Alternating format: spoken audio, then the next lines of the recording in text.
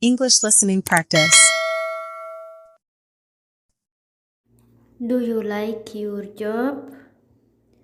Hojii kee ni jaalattaa? Do you like your job?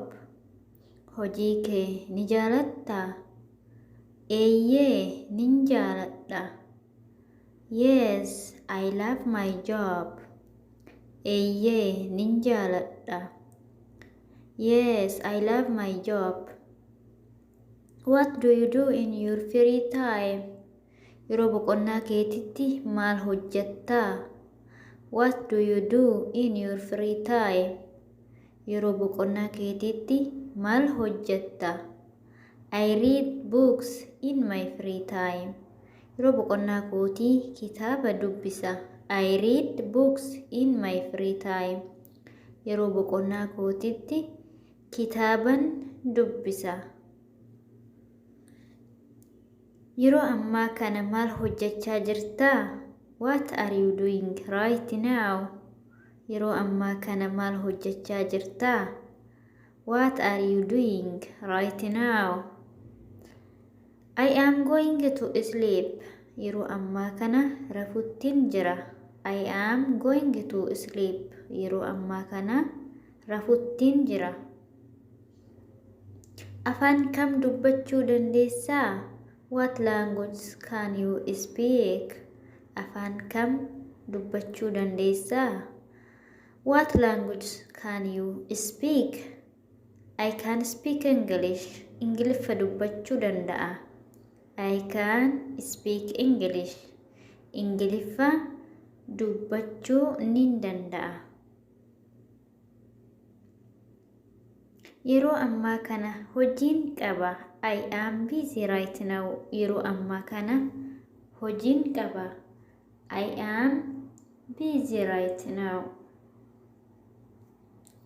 You look nice today. Har'a ni bareedda. You look nice today. Har'a ni bareedda. Beeloftee jirtaa? Are you hungry? Beeloftee jirtaa? Are you hungry? Yes, I am hungry. Eeyyeen beela'ee jira.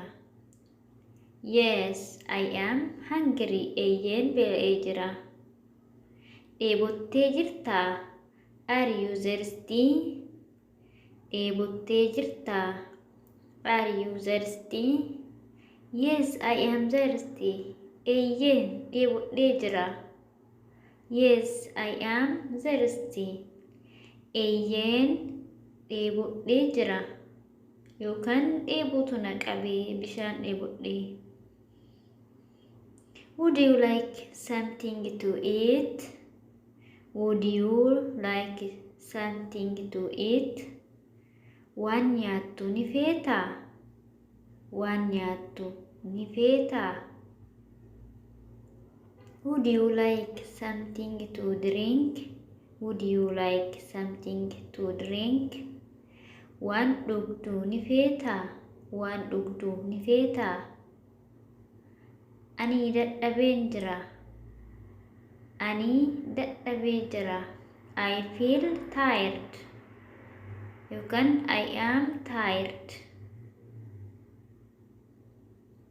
Na gargaaruu dandeessaa? Can you help me? Na gargaaruu dandeessaa? Can you help me? Can you help me? Na gargaaruu dandeessaa? Manni fincaanii eessaa? Where is the bathroom? Manni fincaanii eessa? Where is the bathroom? Where is the bathroom? Kutaan dhiirotaa eessa? Where is the men's room? Kutaan dhiirotaa eessa? Where is the men's room? Where is the men's room? Kutaan dubartootaa eessa? Kutaan dubartootaa eessa? Where is the ladies room? Where is the ladies room? Kutaan dubartootaa eessa?